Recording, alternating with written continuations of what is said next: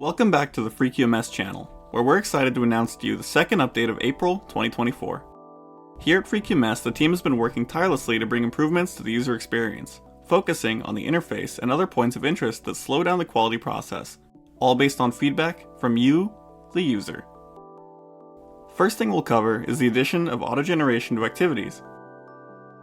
If you step into any activity type in any module, you'll see what we're talking about. Open up a nonconformance, for example, and then click the Nonconformance Activities tab.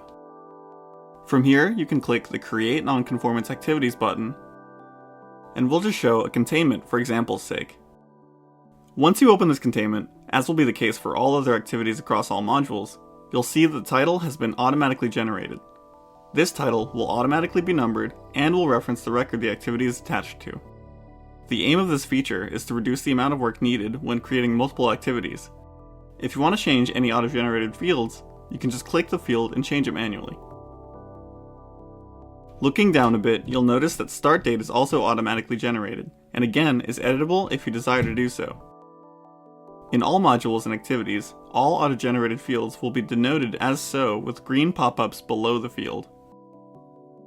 Another, albeit small change, is to the assigned to field across all activities. We've decided that when creating a new activity, it will automatically default the assigned to field to whoever has created the activity.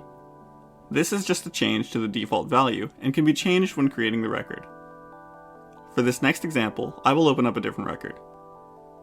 In Complaints, I'll open up my record Test Complaint April. You'll see that a complaint item, April Test Item 1, has been added to this record already.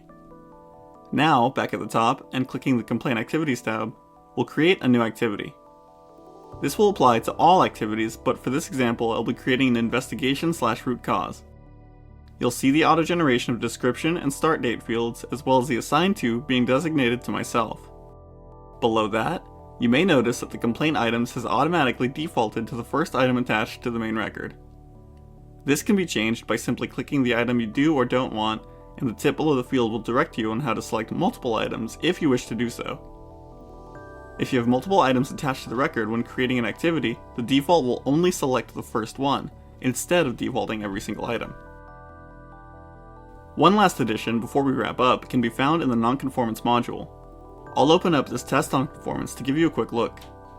At the bottom, you'll see a batch of nonconformance items and relevant dispositions attached. You'll see tests 1 through 5, with 2 and 5 only being reworks. Going back to the Activities tab, we'll create a new activity, a verification. In the Items field, you'll see this functioning the same as with all other activity items. However, if we return back to the Activities tab and create a correction/rework, you'll see that we have filtered all non-rework items out of this activity, making it impossible to select an inapplicable item type for this activity. Below the field, you'll see a helpful tooltip that displays this information to users.